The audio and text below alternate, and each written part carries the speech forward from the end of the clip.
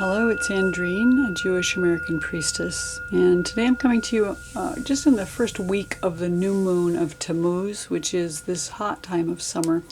Tammuz is named after Dumuzi, the god who was consort to Inanna, who was later known as Ishtar. Inanna descended into the underworld, and she did not like the way that Tammuz or Tamuzi had mourned her, so she sent him down underground.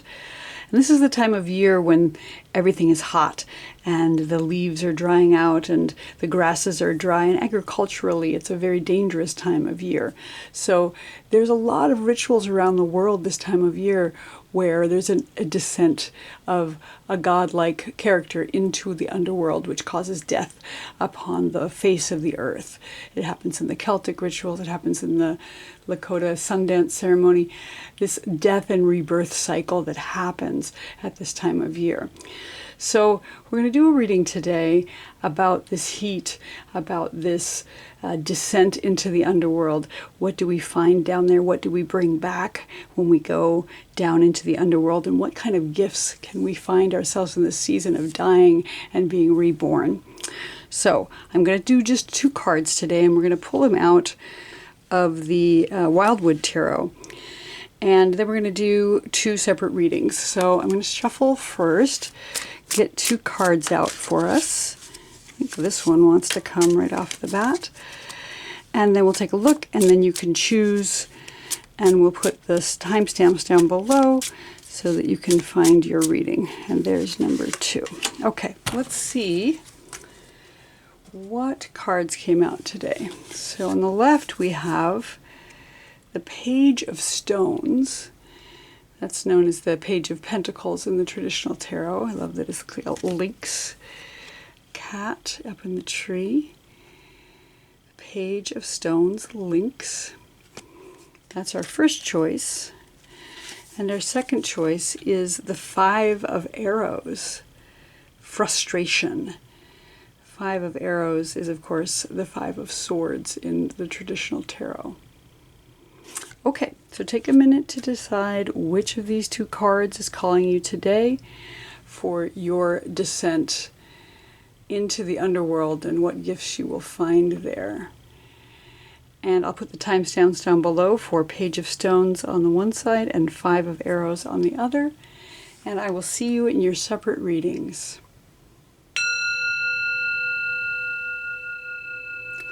Hello, Lynx people. Those of you chose the Page of Stones. So the Page of Stones, as I said, is the Page of Pentacles in your traditional tarot. And if you're familiar with that, you know that it tends to be somebody who's gazing at this pentacle, gazing at this stone. And it's somebody who is searching for knowledge. There tend to be earth signs, so slow growth, slow development. In this particular card, we have a lynx. And a lynx is it's a big cat. It's not the biggest of the cats, but neither is it the smallest of the cats. It's a beautiful cat. You can see it's got those pointy, tufted ears, looking straight at the artist here, sitting in the branches of a tree on top of a stone face here with the sun in the background. So there's a lot of yellows in here, indicating there's a potential for illumination, and still this seeking, this kind of hiding and learning. This is a page is a new start. It's a new beginning. So as we start your reading, you're heading into something new. You are seeking and searching, and maybe that's the place you're going. Is you're heading into the ground. You're heading into the underground. You're in this dark growth. You can see that there's light behind. That maybe eventually, ideally, you will come out into the light. But right now, you're starting on this journey down, and as the lynx is headed down this tree branch, possibly tree roots, it's sitting right on top of this stone. So maybe we're going down into the roots, heading down into the earth. And we're starting a new journey to discover what there is to discover in this underground place that we're heading. So we'll set that off to the side. Page of Stones, starting a new thing, and we're going to use some Hebrunes today. We'll start with 3, and we'll see if we end up taking out more as well as we go. First, let's pull out one that's symbolizing where we are right now. We have the Lamed. Let's bring out one that symbolizes our challenge right now. And we have the Het. And at the bottom, what is our advice for the moment? And we have the Ein Sof. Very nice. So the Lamed is the letter that represents, again, what is happening right now for you. And we are at this time in the year where, like I said, it's very hot. We are heading into this underground space to find some coolness. The Lamed is the heart mind. It's the first letter of the word Lev. And Lev means heart, but it also means heart mind, which is to say we're depending on our heart and our mind together to discern what it is we should be doing or where we're going. Lamed is the one letter that reaches above the line in Hebrew. And so it has this sense of aspiration, reaching up toward the heavens with hope. But one of the things I love about the Lamed is that it's got this sense of the earth there right in the center of that line. So we've got the sprout coming up, reaching up toward the sun, and also this root descending down. And we've got both of those items in this card as well. So we have this earth element and the heart mind, the discernment. When is it time to reach up toward the sky, and when is it time to go into the earth?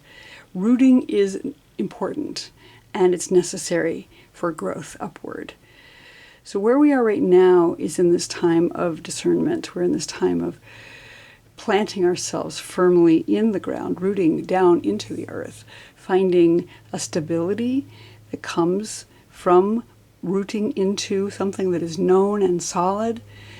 And then, only then can we sprout and rise up into that newness of that searching, that seeking. So maybe we're wrapping our roots around the stone below here, and then we're reaching up with hope and discernment toward the light, toward the heavens. So I think that's a good place to start. It's a good place to start. It's both rooting and reaching, not just going into the earth and disappearing, and not just starting out without anything holding us down. So beautiful place to be right now. In the center, we have the fear or the challenge, and interestingly, we have the letter Het. And I say interestingly because Het is the letter that is affiliated with the month of Tammuz. It's the letter that goes with this month according to the Sefer Yetzirah, which is the book of creation. Het is the number 8 in Gematria, and so it has this sense of the infinity loop within it. So there are 7 days of creation in our myth story, and then on the 8th day, everything else. So we have this infinity that comes after the 7. Het is also sometimes seen as a chuppah, which is a marriage canopy, about contracts and commitments. And Het is the letter that begins the word chai, meaning life. It also begins the word choshek, meaning darkness. And so I love this, that our challenge here is how do we go into the darkness? How do we root ourselves down into the earth and find the cool darkness, which can be very soothing right now at this time of year in the hot of the summer, without letting go of the knowledge that life has to sprout up. Like in the Lamed, and like in the upper left corner of the Het, you can see a little bit of a sprout as well. So you've got these 2 legs that are planted on the earth and a covering over the top, creating a shadow or darkness, and then a little sprout at the top.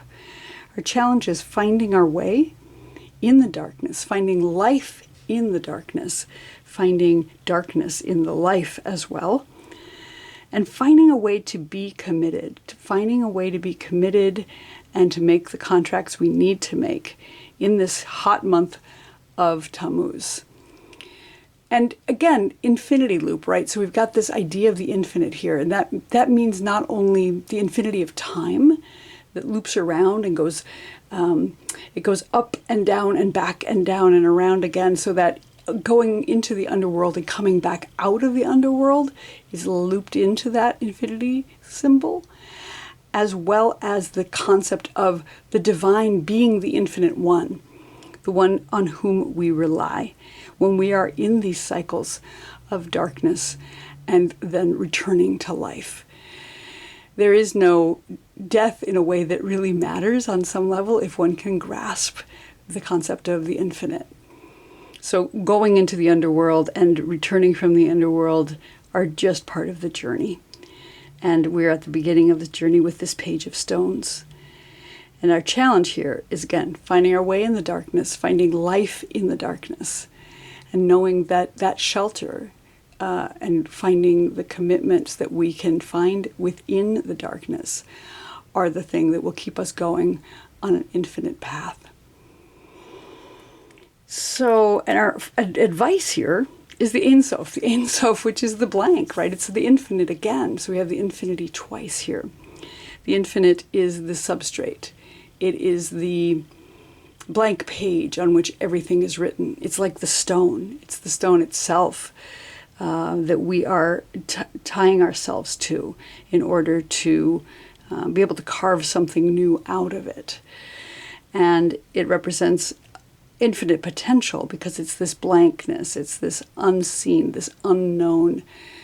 And I think for this particular reading, it's saying let things happen. We might not know what's going to happen, but that's okay. We don't get to control what's going to happen, but we can be confident in the infinite one. We can be relaxed into the knowledge that whatever happens is part of the journey. It's just part of the journey. So this blank space, knowing that we have space to write, that we have forever, if we can again let go of that concept of dying in a way that's permanent, because everything is impermanent and permanent at the same time within the Ein Sof, within that without end. We get to go into the deep. And that's often Tahom, which means deep, is often seen as water. And it can be water-like, but it can also be deep into the earth. And I think that this season, when we're talking about Tammuz and the earth and the way it produces and the way it doesn't produce at this time of year, we can find ourselves finding solace and grounding within the stone, within the knowledge that underneath it all, there is coolness. Underneath it all, there is moisture and the potential for growth coming up, as in the Lamed here. I'm going to pull out two more letters, I think. I want to give it a further read on this. One is, where are we coming from as we head into this hot, hot summer? And we have Kaf. And where is it we are going to? When we come out the other side, what's the direction that we are headed? And we have Tav. Nice. So Kaf up here on the left is the letter that means, it's like the palm of the hand. It's the letter that begins the word koach, which means strength. We're coming from a place of strength. We're coming from a place of being lifted up with the hand of the divine. Maybe a place of being able to have given and maybe received what it is we need to give or receive. It's the letter that begins the word keter also, which means crown. So something has been a sovereign for us or has put us in a place of sovereignty. We've been having that strength. We've been having that kind of power. And now we're in this questionable space of darkness and the unknown. And so understandably, there's some concern about that darkness. There's some concern about how do we balance the darkness and the life? How can we ground ourselves and still sprout up? And the answer is reaching into the infinite, reaching down into the infinite. Kaf is the letter that comes right before Lamed in the alphabet. So this is the number 20 and this is the number 30. And so there's this progression that happens here from this place of strength to this place of growth and discernment. But we're also still doing that descent and ascent. And it brings us out to the other side, and we have the letter Tav on the other side. And this is the letter that is the final letter of the alphabet. So something is coming to completion after we make this journey. Something is going to come to an end. And Tav is the letter that also rules over the moon in the sky. We're just coming through Rosh Chodesh, which is the new moon. And I see Tav as, for me, it represents more of the full moon in the sky. So maybe it's by the middle of the month that you'll have a better sense of where you are. And the Ein Sof also looks like that full moon up in the sky. So I'm thinking in a couple of weeks, you'll have a better idea of how this is going to play out and what the end game is as you come through your journey as the page of stones, as the Lynx in this particular journey that you're on this month. This is the final letter, and it represents the end of truth, right? So the first, center, and last letter of the alphabet is Aleph, Mem, and Tav, and that spells Emet. Emet, which is the word for truth in Hebrew. So we have this ending, which is saying we're going to get this stamp, we're going to get this seal of truth on our journey. Tav is also the binary transformation of sovereignty and slavery. And since we have Keter at the beginning with the Kaf, we have this crown, this idea of sovereignty. And here we have, again, sovereignty at the end. If we discern properly, if we're able to discern and we get through our dark journey, we'll be able to come out with sovereignty rather than slavery. And I think about Tav also as it's hearkening back to the ancestors, because there's this sense of a stamp or a seal. It's the final letter, so it's like a chop on a signature of a piece of art. So the divine created the world through the alphabet, through the letters, and then this is the final stamp. And I think of it in terms of being stamped, our legacy being stamped onto our DNA. Our past generations are stamped here with an impression, with this finality that seems like death, but it's always a new beginning, like the moon. Starts out new and invisible, and then grows and grows and grows until it becomes this fullness, like the Ein Sof here. And then it wanes again and turns back into that darkness. So the knowledge that there is a waxing and a waning that's happening right now. If you look out right now in the sky, you'll see, if you find this, when I put this up on the channel, you'll find the crescent moon up in the sky just starting to wax. And by the full moon, we'll have a better idea of where we are. We won't be in darkness anymore.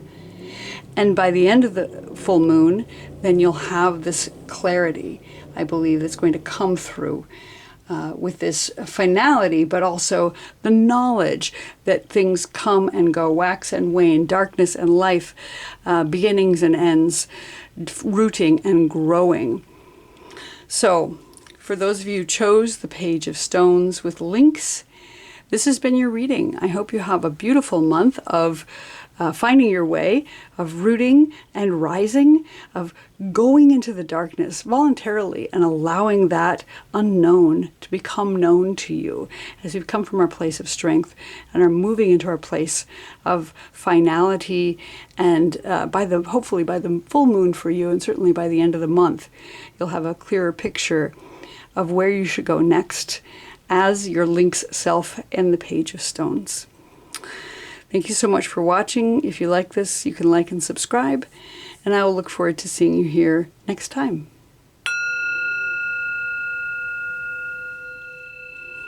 Hello, those of you who chose the 5 of Arrows with frustration. So here we have this very large ram who is leaping off the cliff toward or away from this archer. You have 4 arrows flying and 1 still on the string. I love the ram in this picture. He looks pretty content with himself, like I'm getting away here. And I love the horns.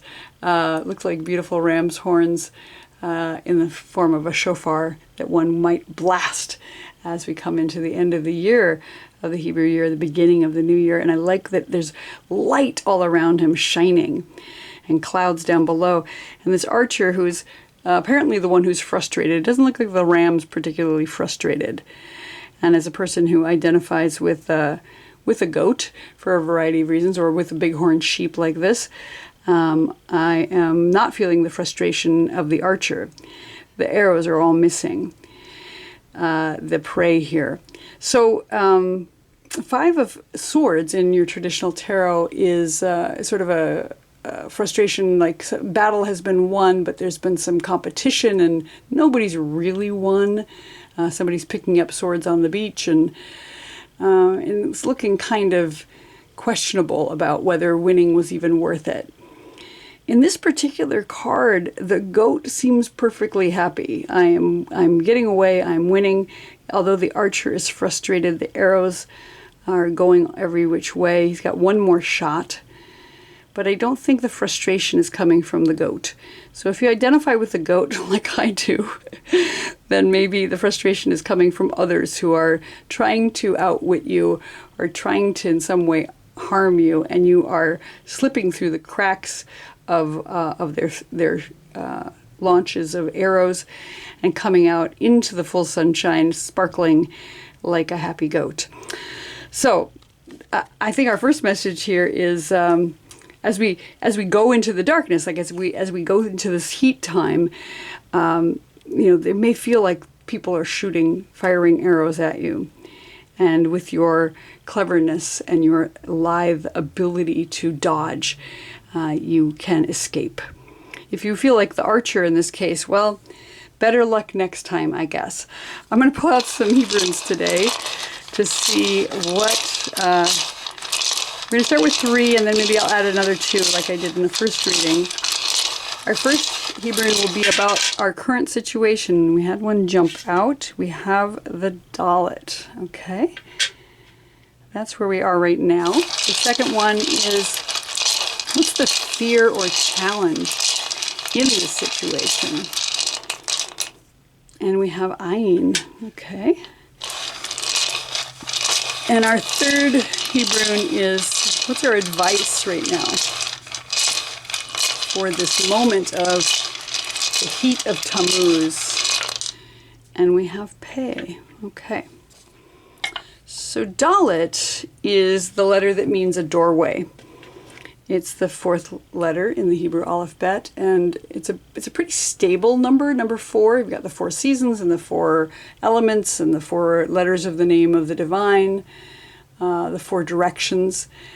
But Dalet itself has got the sense of a doorway, a gateway, some kind of challenge, in fact.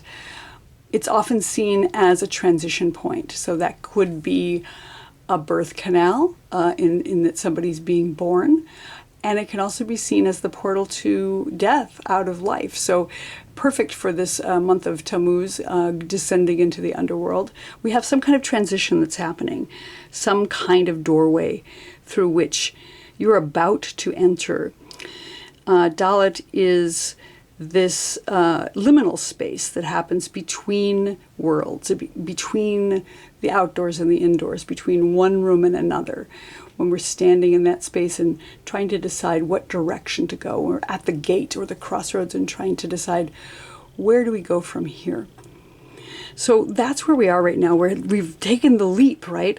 The ram has leapt off the side and the arrow is about to fly. But we have a transition to make. Where do we land? And what is the wisdom of the moment? Dalet is seen as the binary transformation of wisdom and foolishness. Is it wise to jump right now as all those arrows are flying? Is it wise to let that arrow fly if the prey is already in motion?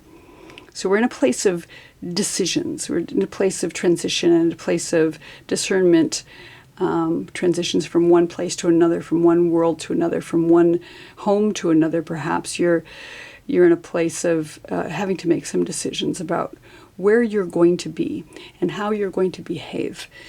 as you step through that doorway. It's a great place to be in this month. And we have to decide, are we going to be inside or are we going to be outside? Are we going to be outside in the playing in the heat, or are we going to be inside in the cool? We have to decide. Our challenge right now is the letter Ayin. And Ayin is the letter that means an eye. So it's about seeing. It's about seeing our way forward. And it's about being watched over also by divinity. This person's got his eye on that ram that's coming down, and the ram has both eyes open, leaping full ahead. And our fear or our challenge here is, how do we see our way forward? How do we find the direction that we should be going? The other thing about Ayin is that it's the number 70 in Gematria. 70 is that number 7, which is referring to the 7 days of creation, times 10. So it's an ultimate manifestation of a completion of creation. So the world was created in 7 days, according to our Torah story.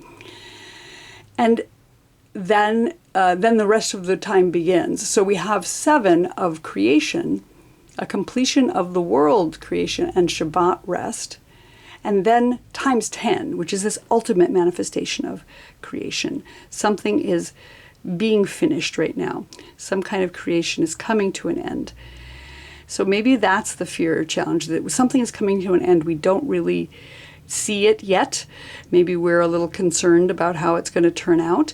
It's hard to see our way forward, and it's hard to know that we are being guided and watched over by divinity. And that's the fear or challenge as we take this leap, as we leap off the cliff and right toward the arrows, right into the fire. But this glowing is happening. We can trust that we are being watched over, that something is coming to end. We don't know where we're going to land here. We've jumped from the cliff through that doorway, and now we're just mid-air. Will that arrow fly? Will it hit us? Who is watching over? And can we see where we're supposed to go? That's a appropriate fear, appropriate challenge right now in this time of the heat of summer. Ayin also has this sense of large communities with it. So 70, we've got the 70 souls who went with Jacob down to Egypt. We've got the 70 descendants of Noah coming off the ark. We've got the 70 elders of Moses in the wilderness. And large groups of people coming together, and that's also a concern. It's like, how many, if I'm leaping toward this one archer, how many more people are there? But it's also about being part of something bigger, and being afraid that maybe we aren't part of something larger. Maybe we are all alone in the world. I hope this goat has a lot of other friends behind him, who are family and friends who are following along, or can be returned to a herd of goats. So that fear or challenge can also be about feeling alone, or feeling like you're not supported, or not having that tribe around you. So maybe it would be good to seek out some tribe as you pass through this doorway. What else? Ayin is also affiliated with the tribe of Dan. Dan, who is the name that means judgment. So we have to make some discernment here. Again, as we're leaping, we have to discern where's the way to go. Wisdom or foolishness. Are we going toward the hunter? Are we running away from the hunter? Are we landing in a safe place? Do we know our territory well enough that we can outsmart or outwit this hunter? And then we come into the pay, which is our advice here. A pay is the number 80. It's the one that follows 70 in the Hebrew alphabet. And it means mouth. It's a mouth. It's the mouth of the divine, speaking creation into existence. So those 7 days, which started with let there be light, ended with that 7. And we've got 80 here. So 8 is that day after the 7th day, which is the infinity that comes with the number 8, that loop. And 10 times 8 is an ultimate manifestation of the infinite.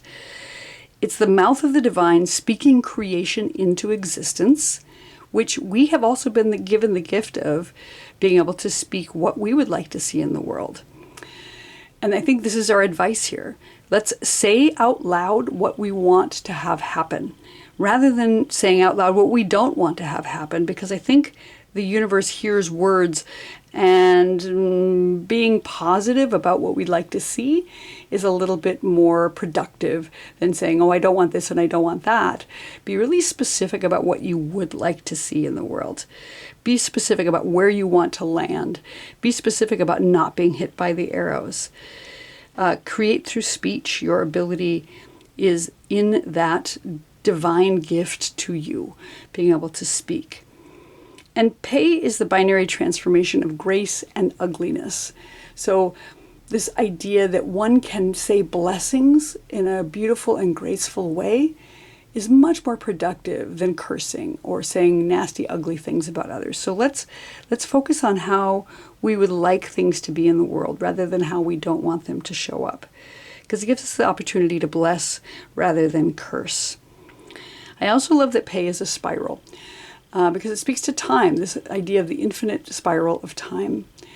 Because we go around and we go into these ups and downs of thriving and then maybe not coming down and not thriving so much and going into the underworld and swinging back around.